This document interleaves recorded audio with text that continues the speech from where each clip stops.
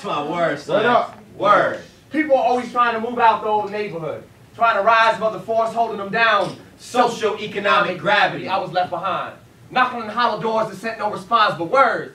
Words always came out to play, especially on rainy days when mama said close the windows. They would seep through the screens like train smoke, making me think I can and think I can. And late at night, I'd write underneath the covers with a flashlight, and the silhouettes of metaphors could be seen dancing like shadow puppets projected onto the bars of my bedsheet tent. And early every morning, I would spit 12th century Buddhist mantras with my father, learning the ultimate group piece, hoping that the pull of my core was strong enough to break the gravity that held down my immigrant family. So we gravitated towards words. See, communication was the key that kept foreigners out of our social doors, but I was stuck between the hinges. Growing up in an American country but a Japanese household, so from the start, I was familiar with double meanings. But we never played Scrabble as a family, and knock-knock jokes would go over my father's head like, knock, knock.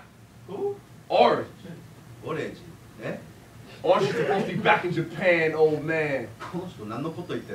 My first poems were translations, deciphering conversations at parent-teacher meetings, but unfortunately, bad grades could speak in any dialect, and I was learning many. Looking to words for answers, Sometimes in the middle of spelling bees. sometimes in front of an altar, repeating words that we weren't quite familiar with, like F, A, T, but I only knew what half of a father was, and all that was left was H, E, R, my mother. So words were there for me growing up. My first kiss, felt tip against loosely. My first crush, I called her simply simile. But choosing between her and metaphor was no comparison, cause she only knew how to like and I was looking for love. See, my first gun was a mechanical #2, trying to keep a positive aim on my page like target practice, holding down the holes on the side like bullet wounds. And as I was aiding my writing, my peers were killing their futures like face fact. You can get a lot out of a paste stack. But not a dream, man. That's a needle in a haystack.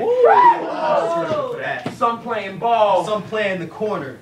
Both ended up in courts while I was playing word games. Realizing I ain't have to cross over like Penny and Tim to steal your heart away. I could do it with words. Soon I came to depend on the pen. On my ink is my incubator. Rub two sweaty palms together like a fleshy defibrillator and resuscitate my heart on the page.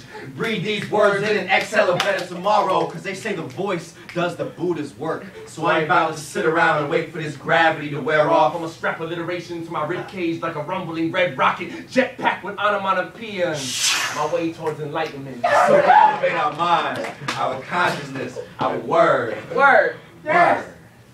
Word.